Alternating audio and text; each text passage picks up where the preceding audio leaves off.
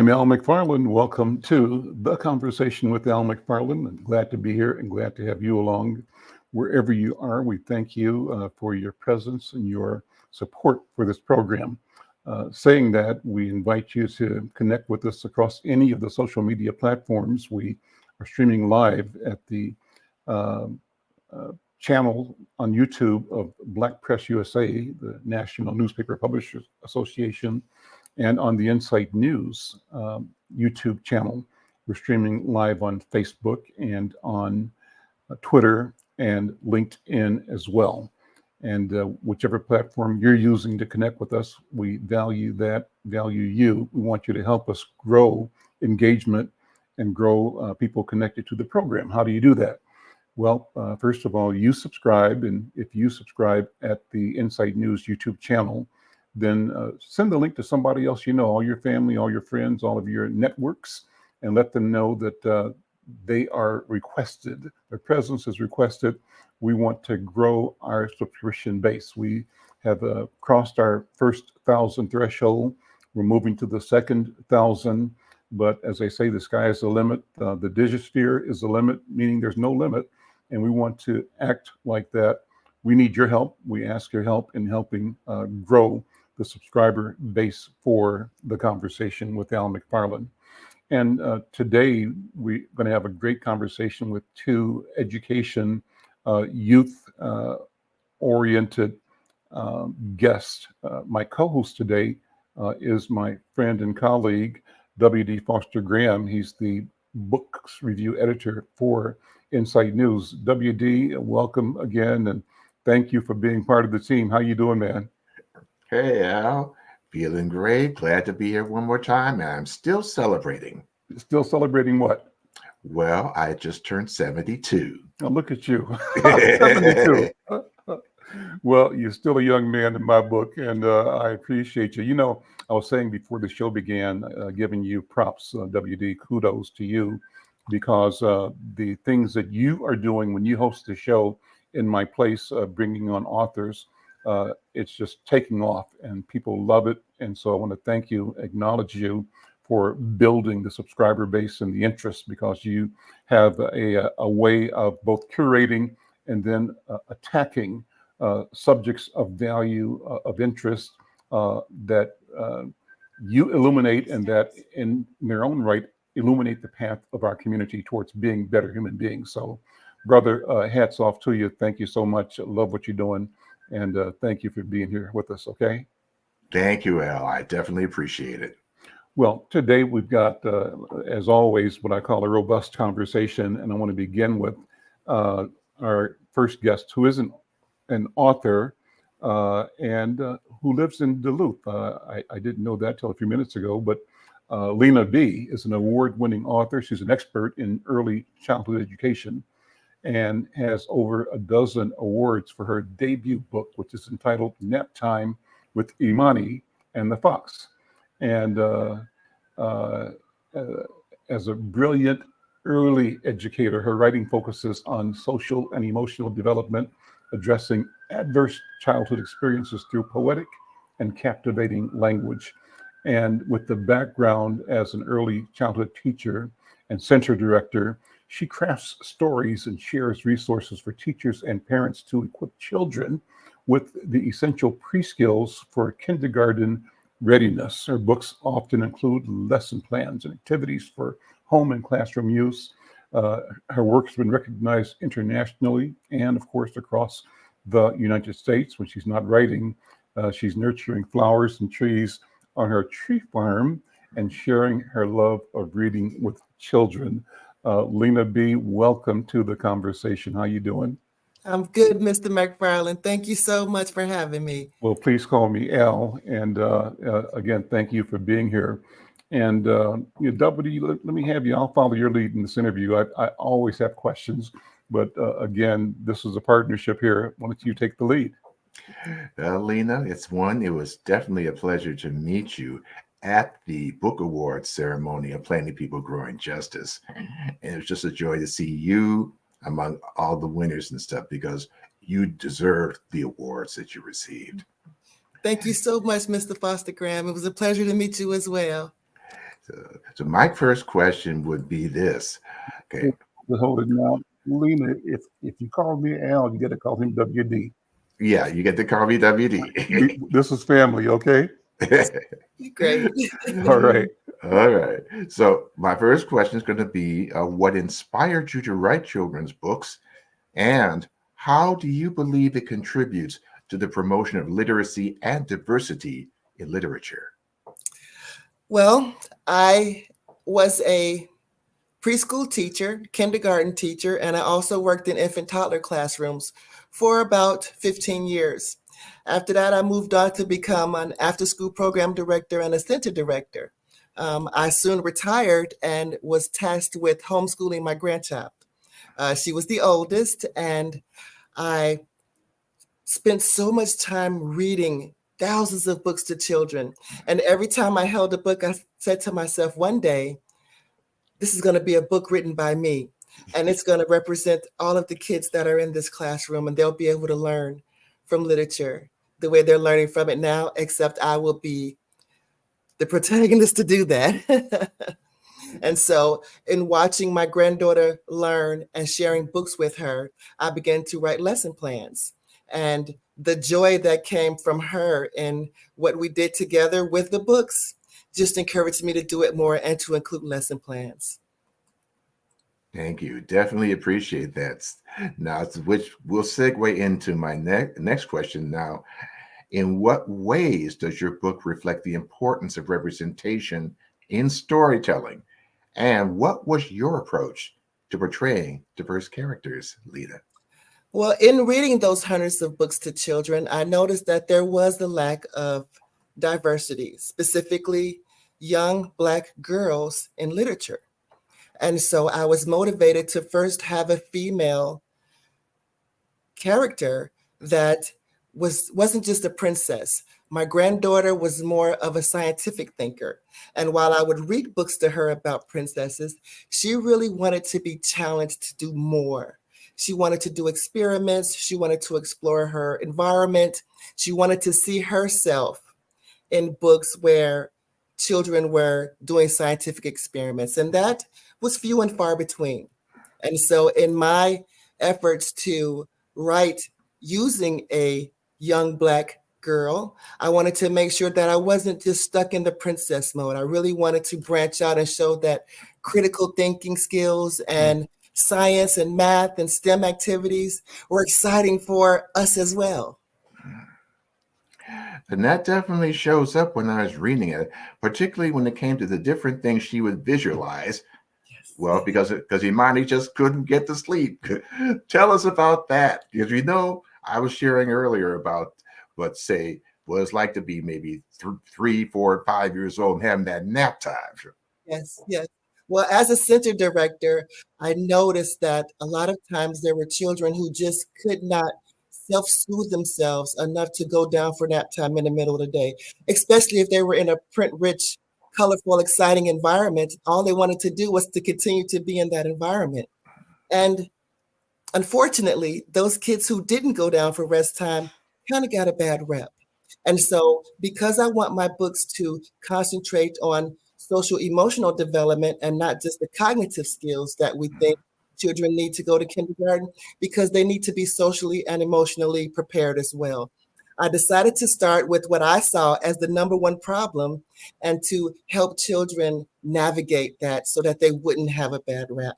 I wanted to make sure that the child who wasn't sleeping during nap time had a book that they can go through and kind of give their brain the exercise to help them to settle down a bit and to know that they're not alone in the insomnia that they experience in the middle of the school day. Yeah, no, that's right. I can remember my own self back in the day. Of course, I didn't know I had that problem. But and now you have a lesson plan near the end of the book. Can you kind of elaborate on that lesson plan? So the lesson plan that's in the back of NapTime is geared towards the teacher when they are creating their lesson plan. It's kind of a list of the skills that you want to teach and use in this book. And so in order to get children to self-soothe, that is an inner kind of skill that they have to master within themselves. It's not something exactly that can be taught. And so I wanted to provide an example of how to do that. And so in reading that book to the child, they can work it out in their own parameters. In my next book called My Rainbow Days, that book is different in that it teaches 7 days of the week, the 7 colors of the rainbow, and 7 big feelings that we have to deal with.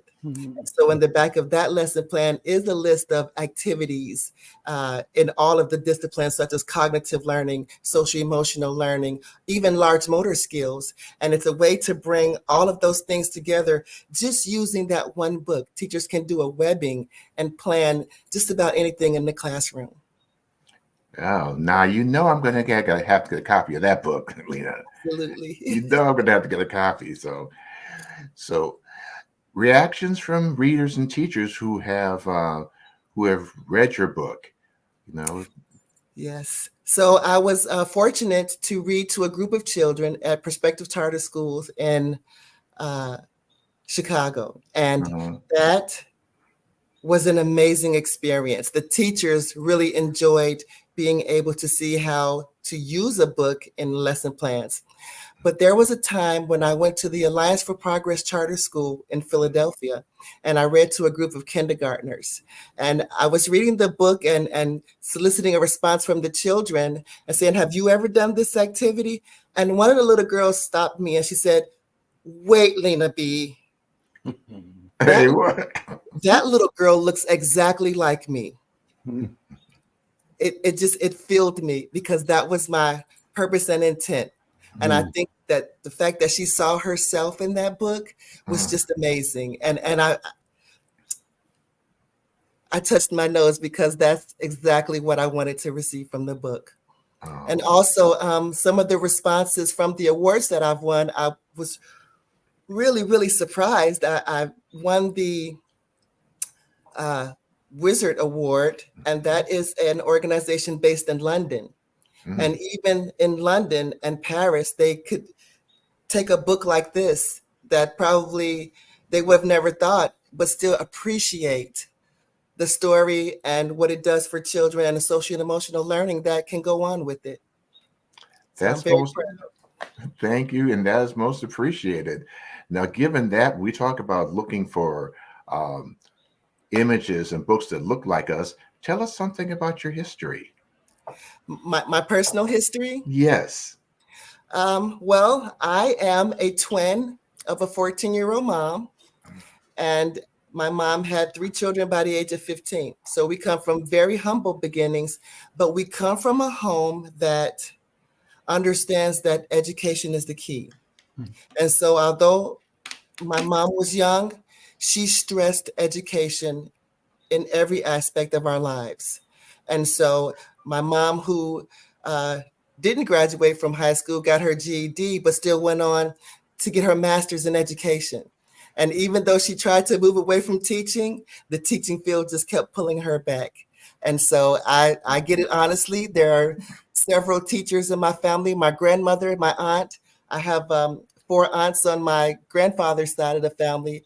And they all say, we don't want to be teachers, but God says, you know what? I have a path for you, and teaching you will do. And so I get it naturally, and I'm just so thrilled to be able to share it. That is amazing. Al? Well, great interview. Thank you for being here. How did your family come to Duluth? What's the Duluth story? What's the migration of your family? My husband is in the military. And so we have moved around a lot. We've lived in Hawaii. We lived in Philadelphia. We circled around in Chicago. Navy or Air Force? He is Army. Army, okay. Yes, he's Army. He's reserve right now. He's 20 years plus. Tell him thanks for the service to our country. Thank you. He enjoys it, and I enjoy serving with him. He's deployed now, so this is a great distraction for me during deployment. Deployments are hard. Oh, sure. Sure. And so where were you born? I think, did we lose you, Lena? Are you there? Yes, I'm here. Okay. What's your personal? I mean, were you born in Duluth? How did? Can you hear me, guys? Yeah, we can Yeah. hear you. Yeah. Okay. Can you ask the question again, Al? I was still asking you about your lineage. You know, you came to Duluth with your husband, but where are you born? Where are you from? I was born in Chicago. Actually, my grandparents were part of the great. Okay, we do have a little bandwidth issue here because I don't hear you right now. Do you hear her, WD? I can't hear her either. Okay, I think we've got a little bandwidth challenge Slight there. technical difficulty. Yeah, that's good. But, you know, it'll probably come back in a second when she refreshes her screen. But this is a wonderful story. There you are. Wonderful There. story. And I love all you're doing. I hope you're going to read some of your book. Do you have one of the books that you can read? Would you please? Yeah. Indeed. And listen, I'm going to be a kindergartner. I'm going to be 5 years old. Instant transformation. I'm going to drop. Great. I'm dropping 73 years, WD. So I'm going back. Zing. So the title of the book is NapTime with Imani and The Fox. And that Imani is my granddaughter. And actually, the fox is me. And the fox kind of helps Imani navigate her world. She's in the background, and you'll always see her on every page, but she is guiding her and keeping her safe. So it's nap time now, and I can't sleep. What can I do instead? I wiggle my toes and play with my feet and count the braids on my head. It's nap time now, and I can't sleep. What do I do instead? I think about cows and count some sheep on a farm or an old homestead.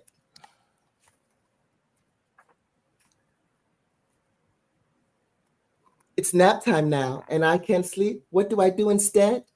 I'll blow bubbles like sharks in the open ocean deep, and a surfboard is my bed.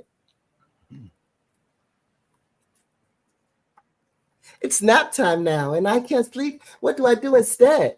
I feel feathers, umbrellas, drums, and beads. It's a Mardi Gras parade I led. And then I'll skip quickly to the end because it's nap time now, and I can't sleep. What do I do instead? I watch my friends who slumber and sleep. I respect nap time instead. And so it's a wonderful way to not only teach children to self-soothe, but to teach them how to respect others in their space. And so I think that's a valuable social emotional lesson because that's difficult at that age where we're, especially when we're new to a school, where we're not understanding how to respect the feelings and space of others. And so nap time is an opportune time to teach children to respect space and time and others' needs.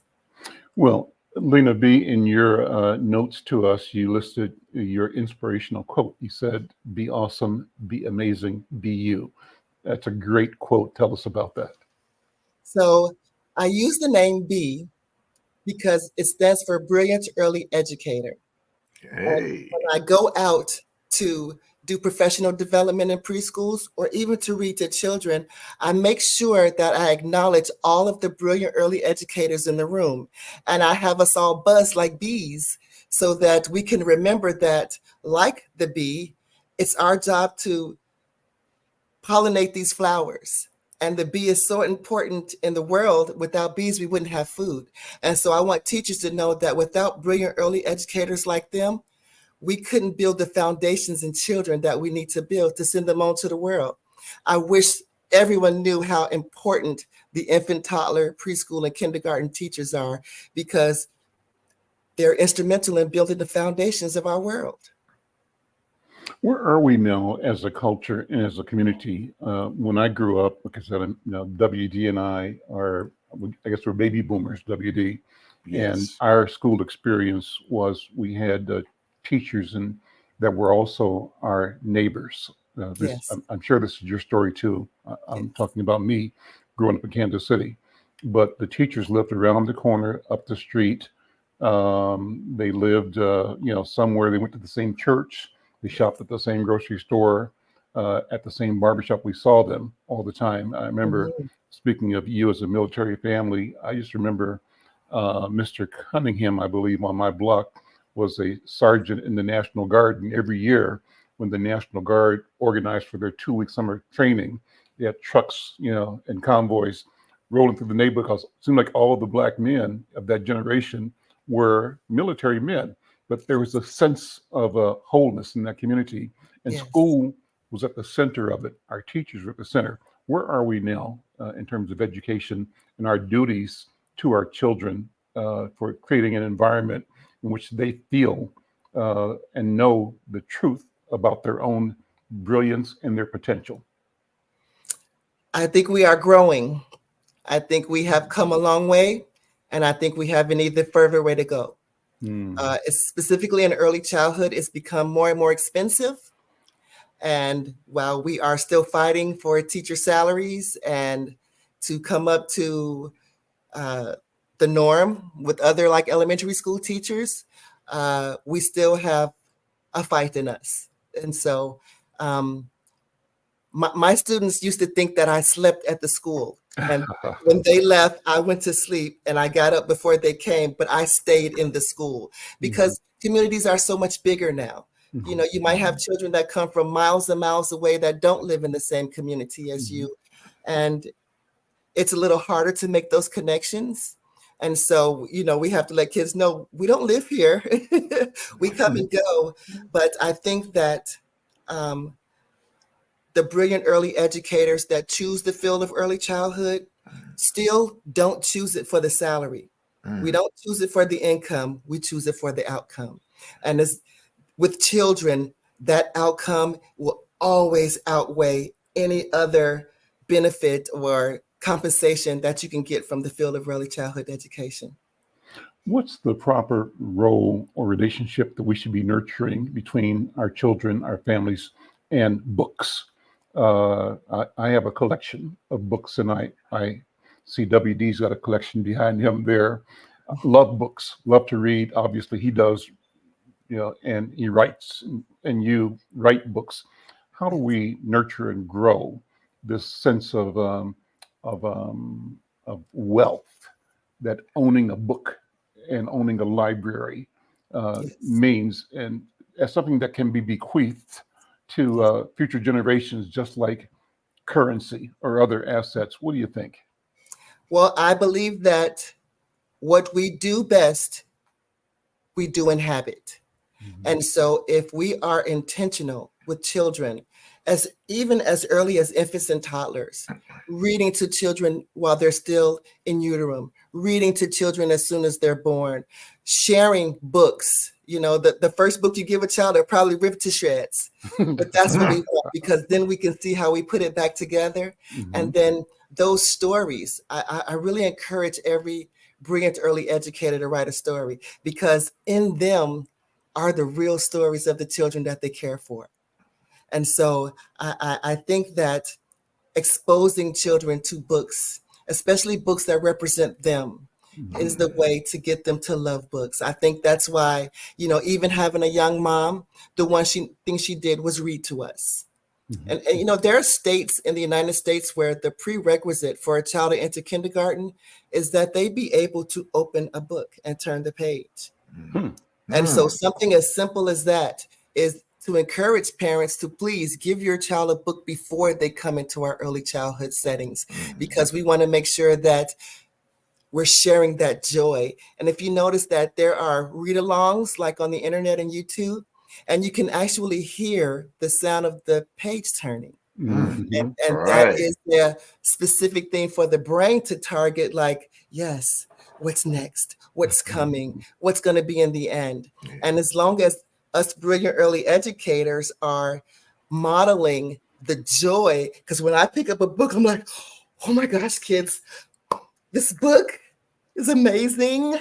And that's contagious. And that's what the best storytellers do. They have the energy and the excitement of the book even before they open it. And so once we're modeling that for children, they take it with them.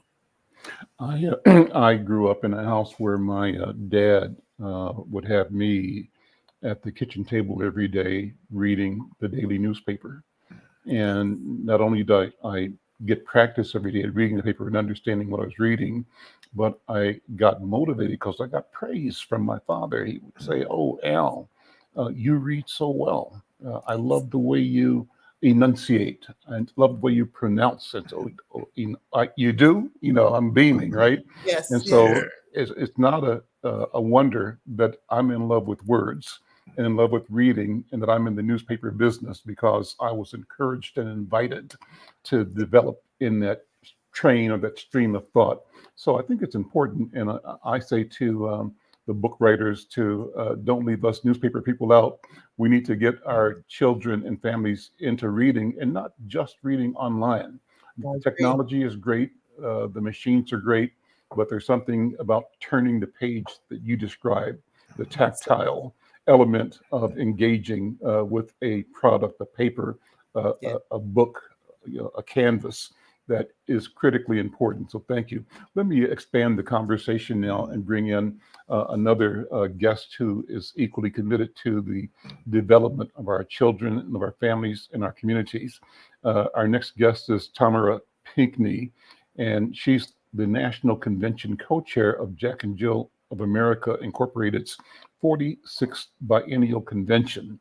That convention takes place here, July 23rd through 28th.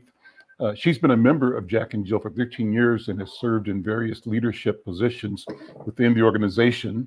And outside of Jack and Jill, Tamara Pinckney is the Chief Human Resources Officer at UCARE, a great organization and one that has over the years been a major supporter and sponsor of Conversations with Al McFarlane and Inside News. So Tamara, thank you for all kinds of things, including your support, your company's support of our business. Welcome to the conversation. How you doing? And thank you for being here, Tamara. Hello. Thank you so much, Al, for inviting me. I'm elated to be here.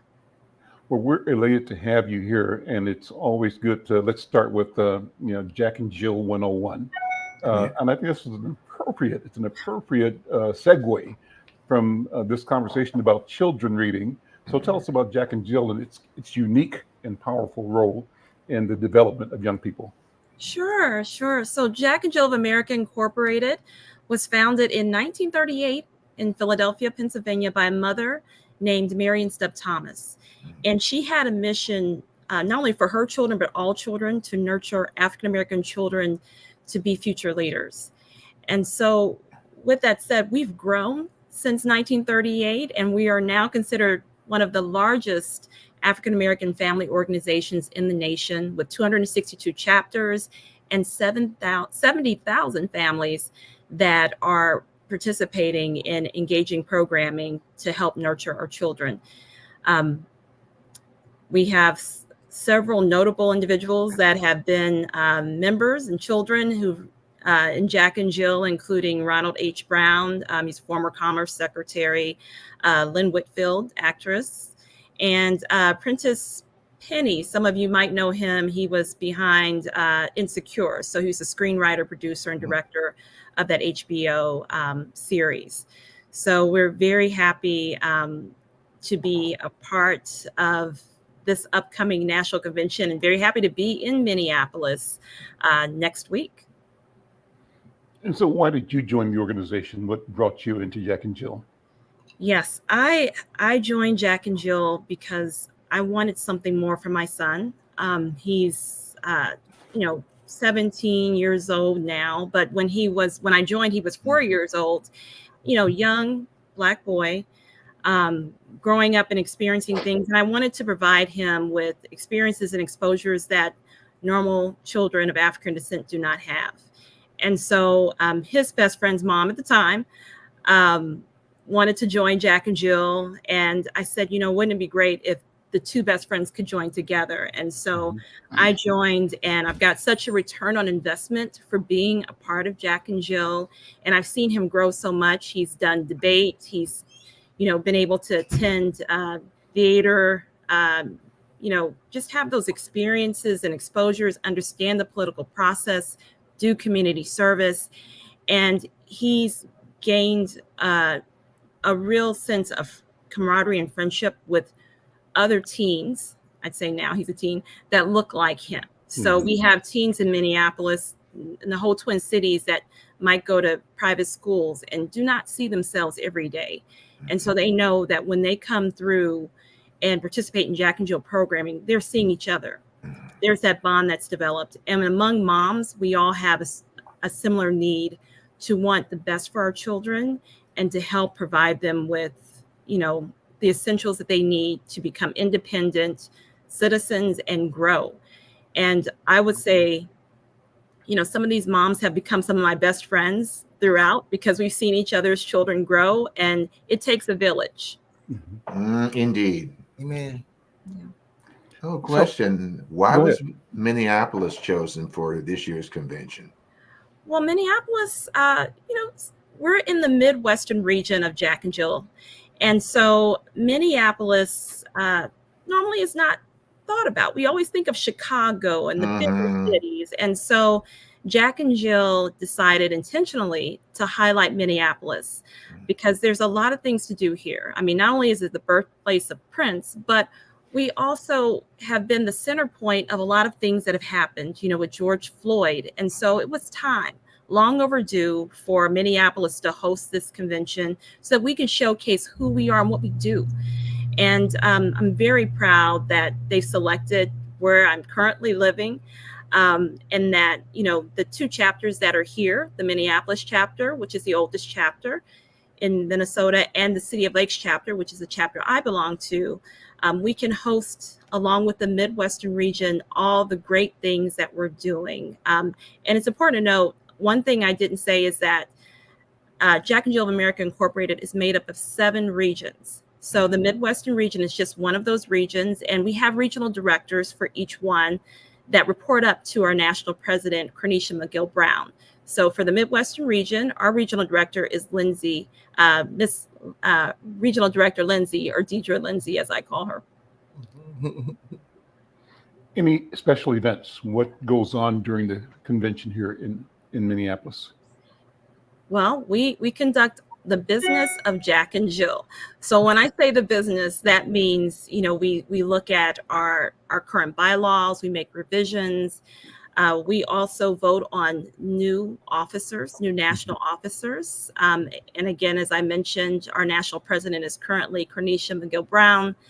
We will also do community service. So there's a lot that'll be taking place over this time frame. We're going to be having a legislative luncheon. We're actually having a George Floyd memorial that will take place this week, where we have Attorney Ben Crump, who will be speaking, our guest speaker. We will be having different community service activities that will span across the week. We'll be having our opening, one of our events at Paisley Park, because everybody wants to go see where Prince is time. But we will be having entertainers here. We'll have a concert by Belle Biv DeVoe. But really, the main reason for our national convention is to conduct the business, to go through and make sure that we're staying focused on programming and that our children are a top priority in everything that we do. So does the convention involve pretty much just the moms and dads, or is it parents and kids? It is everyone.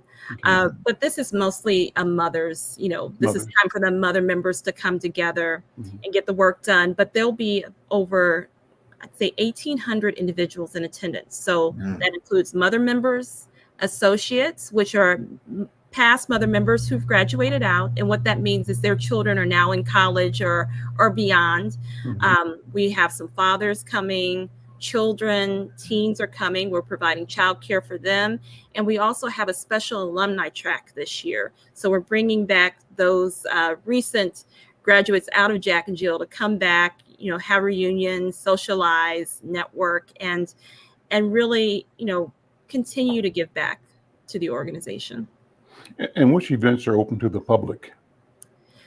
We have one particular event that I would love to extend to everyone in the public on Tuesday, July 23rd, from 12 p.m. to 4 p.m. We will be hosting our health fair, and the theme is Your Health, Your Legacy. Mhm. The health fair will be at the Minneapolis Convention Center. And so we will have 20 vendors in attendance. We ask that everyone come out, learn more about their health and wellness. I want to extend a special thank you to the Jack and Jill of America Foundation, Baxter, Editas, American Cancer Society, Campaign for Tobacco-Free Kids, and the Fulcrum Tech Therapeutics for making this stream a reality for us.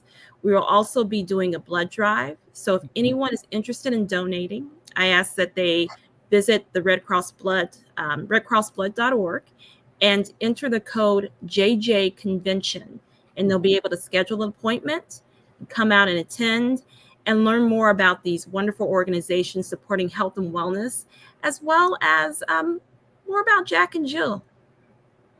Let me go back to the name of the organization, Jack and Jill. Tell us about that name, what it implies. And as you mentioned that you got involved because you wanted to create a space for your son. The focus is on boys. Is that correct? Yes. It's talk about that. And on, all children of African descent. And Jack and Jill, it's kind of funny. The logo, you think about, the old saying of Jack and Jill went up the hill. Mm-hmm. We're trying to help create those leaders. And yeah, sometimes they might fall down. But we are here as mother members to lift them up and help them be their best and do their best. This is a organization that we don't get paid for. And I know Lena Bee actually talked about, there's no compensation in this. It's purely for the love of the children. It's not for the fanfare, the photo ops, anything of that nature. What we want is for our future to thrive. And so, when I think about Jack and Jill and the experiences and exposures that my child has had, it really warms my heart, because I know that this is something a lot of children do not experience, but it's something that is unique to us as Americans. And what we put into it is what we get out of it. one of the things you do, used to do it here, maybe you still do, is a botillion, right? Is that still an activity that Jack and Jill is doing? Yes, the Minneapolis chapter of Jack and Jill hosts what's called the Rites of Passage for our young men. And it is a program in which they learn leadership skills. They have a mentor. They learn about themselves and the importance of the power that they possess. They also do a capstone project. And then they have that grand, I guess we'll call it Rites of Passage ceremony, where they introduce themselves. And it's based on the African traditions of, taking young men and young boys, and they become men. My son participated in it last year, and he had a wonderful time. He actually was named the outstanding leader during his time in Jack and Jill and Rites of Passage. So I'm hoping that this is something that continues. It's open to everyone. Well, I have a question for you, Tamara, and I think since we touched on it with Lena, tell us about the role literacy plays in Jack and Jill, because one of the things that we are definitely about is not only books and words, but literacy all around. I'm glad you mentioned that. Literacy is important. We actually have education as one of our key themes that we focus on. And I was thinking about it as I was listening to Lena speak. I was like, ooh, we have bedtime stories. I would love to have you participate and read to our young ones. Jack and Jill spans the ages starting, the youngest is 2, all the way to when they graduate from high school, which could be 18, 19 years old. And they're focused, our program is focused on age groups. So you have the youngest of youngs kind of doing like similar play dates, but things that'll help, their mind develop and grow. And then they grow, and you might see them doing something at General Mills, learning about Black scientists or how Cheerios are created. Or you might see them doing some canoeing, because that's something that normally we don't do, but it's recreational. So literacy, we actually do a lot of, we do a lot of I think recently, and especially in my chapter, we did a book collection. And that's something we carry on. So each and every conference, convention, regional event that happens, there's some component of community service, and there's some component of education that we are highlighting. So literacy is, we have what's called a JMB module, which includes leadership and financial. So we're learning about the importance of understanding financial management, financial literacy, leadership. It might be a STEM activity focused on being able to learn about how future careers can fit into things that they love, such as gaming. So we try to create programs that are meaningful for different age groups. And literacy, we've actually pulled some of our teens to read to our youngest ones to provide that mentoring and paying it forward. So I was very happy that, to have Lena be a part of this discussion, because as I was listening to you, I was like, there's a connection there. And I'm so happy that I met you. And I'm hoping that we can collaborate more. Absolutely. I would really love it. Yes, absolutely.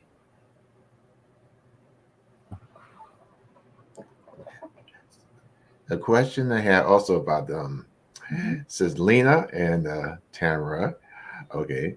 I just like to get kind of your viewpoints on how not only as we gauge the children, but also the different ways that, in your opinion, we can engage more of the families to get them interactively involved in the process. Because sometimes you get families where, I just send my kids to school and that's it.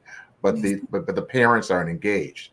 What are ways that we can engage the parents more? Mm-hmm. So as a part of my company, Books by the Bee, when I go out to do professional development for teachers, I always take a gift, and that gift is a book bag. And in this clear book bag is a book, a doll, or a lovey. There's a sleep mask in the NapTime book, and there's a couple of other fun things. But what's most importantly in there is a journal. And that journal provides a space up top for the child to draw a picture. And then there's lines at the bottom for the parent to do story dictation. And the concept is to bridge home and school. Mm-hmm. And so the purpose of the book bag is that the teacher will send the book bag home with the child. The parent will read to the child, and then the child will draw a picture of what sharing that book with the parent is like. And then the parent will ask 2 or 3 questions about not how was your day at school, but tell me one thing that made you really happy today. Tell me one thing that you overcame today. Tell me what was hard for you and what you did about it. And then the parent will put story dictation in the journal. And when the child brings the journal back to school, not only has the parent shared school with the child, but now the child gets to share home with school. And when we bridge those relationships between home and school, we start to build a partnership between teachers and parents. And if you can start it earlier, it takes kind of that fear away from parents not feeling like comfortable enough to go and talk to parents, but also for children to know that I can bring school home and share it, whether it's an adverse childhood experience that I don't have the words to communicate, and so I used my behavior instead. And then they can have that discussion with the mom and then bring that back. And maybe that will offer a little bit of communication for a family that didn't have that communication before, but now that's being modeled. Mm-hmm. And it opens up a line of communication and conversation for all of the adults involved in the child. Mm-hmm. Thank you. Thank you.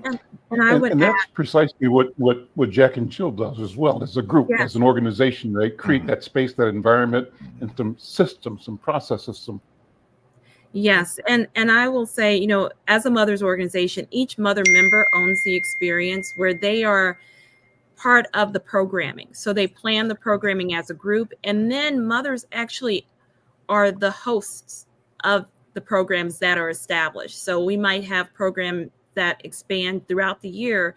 And so based on how many children we have and based on the mothers, they will then own one of those months and put it together, be present, provide, make sure that they're providing the holistic experience. And as the children become teens, so that becomes a different scenario, because the teens then start to own their own experience, where they are then taking what they've learned and grown through with their mother members.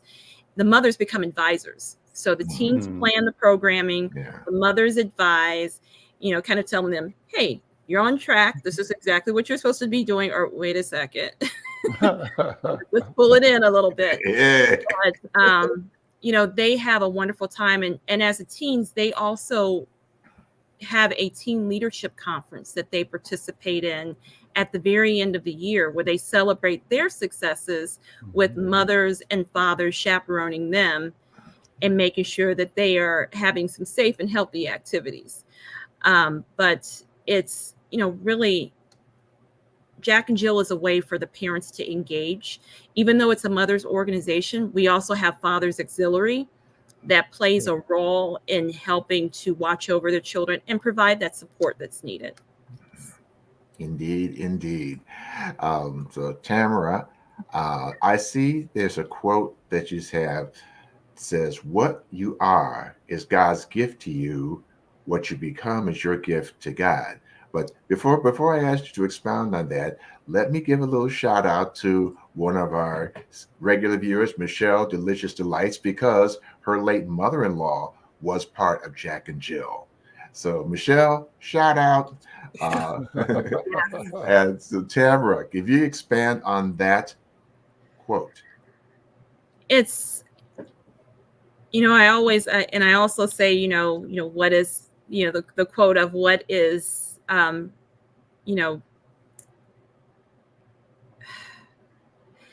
the way that I think of life is we've been blessed. We've been blessed with life. We've been blessed with so many things. And so that is a gift from God, being alive, being born, being able to get through each day. But what we decide, the choices that we make, are our gift back. So every day I wake up, I thank God for the blessings, but I also ask for continued blessings. But I also know I play a role in that.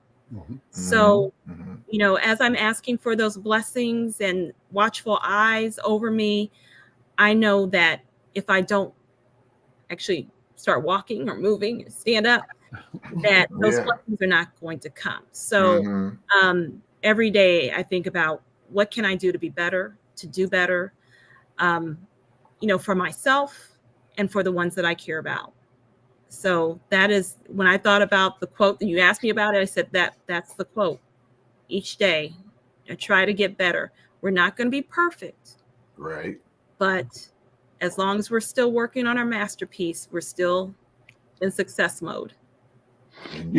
I love that this great work is going on, but I also want to acknowledge that what we do, what you're doing, is built on the shoulders of people that came before you. And I wanted you both to take a minute, if you would, to talk about the personal people in your personal lives. Tell us who your mom and your dad and your grands and great grands, and as far back as you can remember, who these people, these gifts of God were, and how they end up being present in your life. I also believe that those who are the ancestors are with us all the time.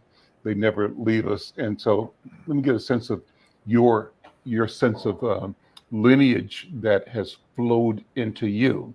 And it's important for me to say this because I know that through you, through us each individually, the future shows up, right? We are at the center. We're the fulcrum, right, of all of existence. So it's important to acknowledge the past and the lineage and how all of this evolves into our role as authors of futures.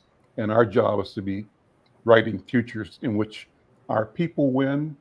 And our people winning, to me, means that humanity wins. Right.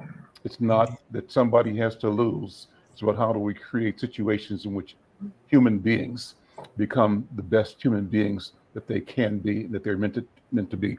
But Tamara, talk about your family and the people whose shoulders you stand on. Well, And name them if you want to. You can give them, shout them out, you know. Well, my background, I do have a Creole background, so it goes all the way to New Orleans, like New Orleans. And so, Sarah Taylor, I think that's as far back as I can track. She was an individual that believed highly in education and went to Howard University and, just really wanted to instill in her family members the importance of the fact that education was denied.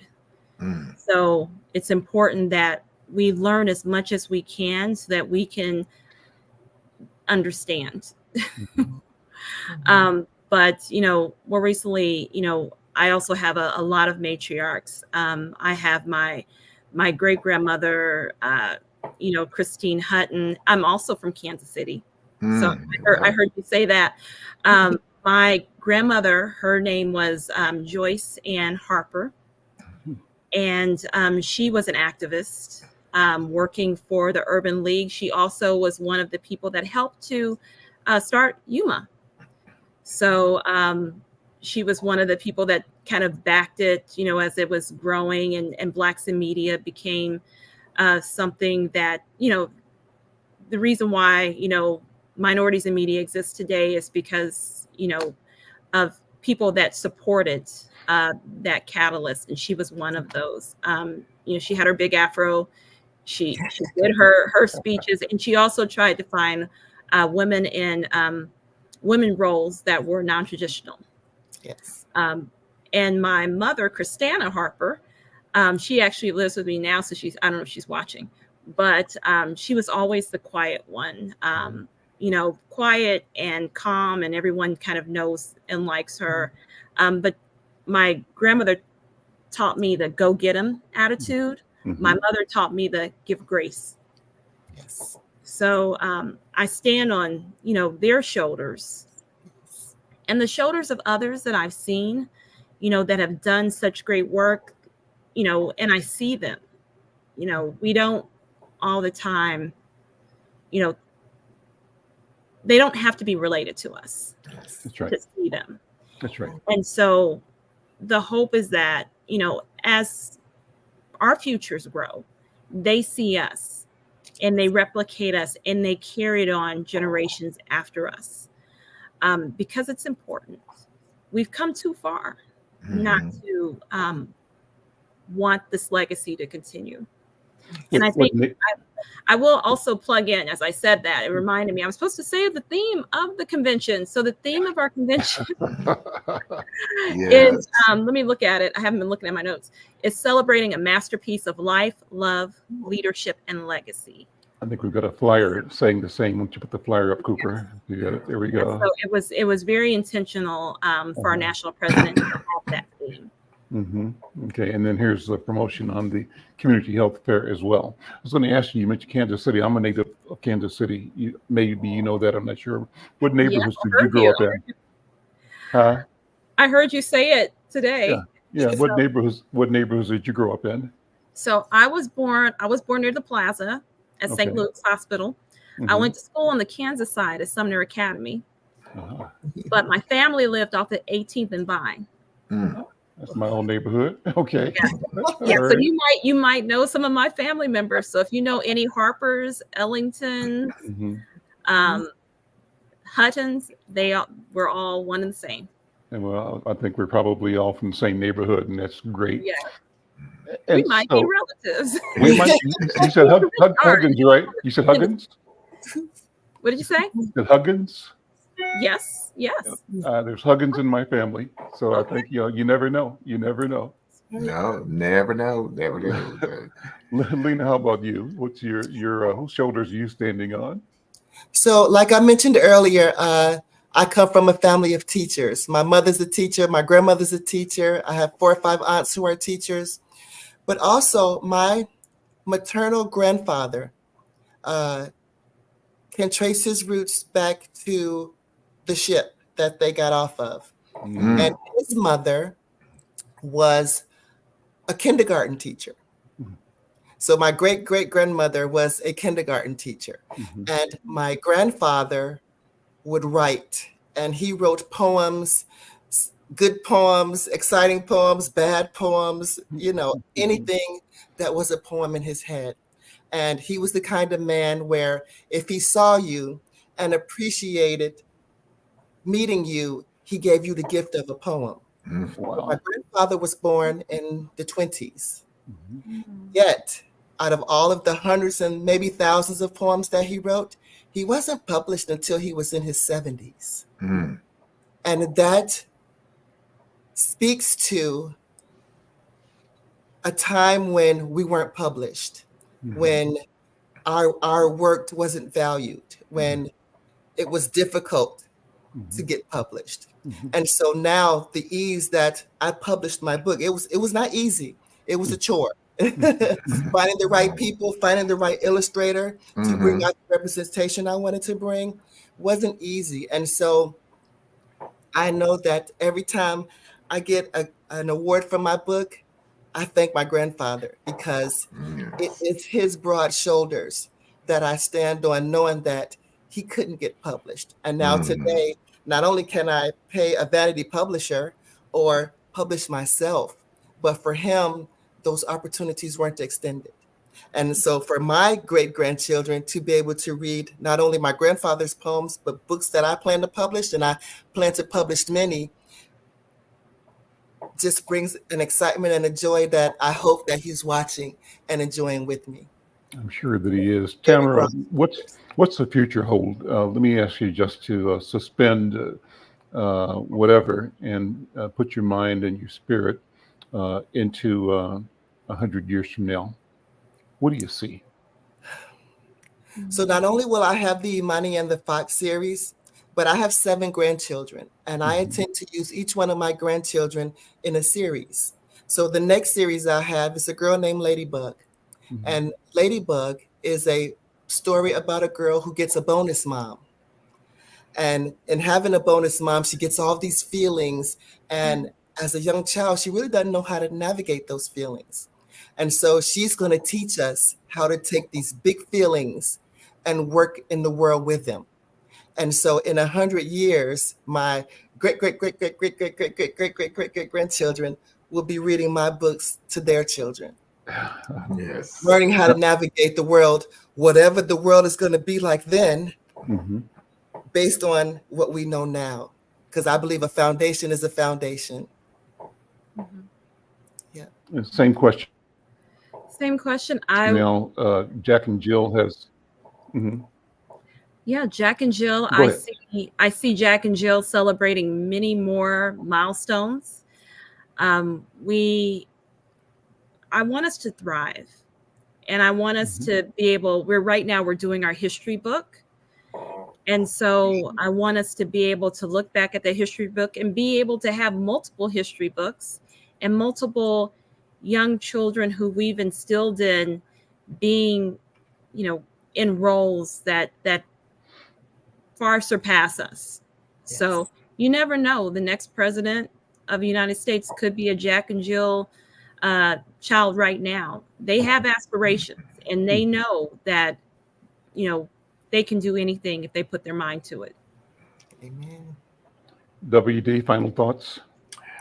Well, I would just sum up a quick question, if you can do it very quickly, between Lena Bee and Tamara. What advice would you give to your 13-year-old self from where you are now? Wow, great question. I would tell her to push down that anxiety and that fear and go for it. Because when you're that age, going on that rite of passage that Jack and Jill encourages, when students don't have that, there's a certain amount of fear and anxiety that goes into stepping out into the world. And that's a very difficult time in brain development. And so I would tell her, go for it. Because I waited until now. I'm going to be 56 on the 22nd. to start to publish my books. I should have been published years ago, but it was that fear and anxiety of stepping out into the world, that I'm not good enough, that who's going to read it, who's going to love it. And now, 14 awards later, if I knew then what I know now. Tamara, 30 seconds for you. I say the same thing as Lena, telling my 13-year-old self, like, you've got this, you are worthy. Don't give up. Things get better. Listen, thank you so much, Tamara Pinckney. Thank you, Lena Bee. Brother WD, as always, thank you. And we'll see you, our listeners and viewers, next time. I'm Al McFarlane. This is The Conversation with Al McFarlane. Take care. Thank you. Bye.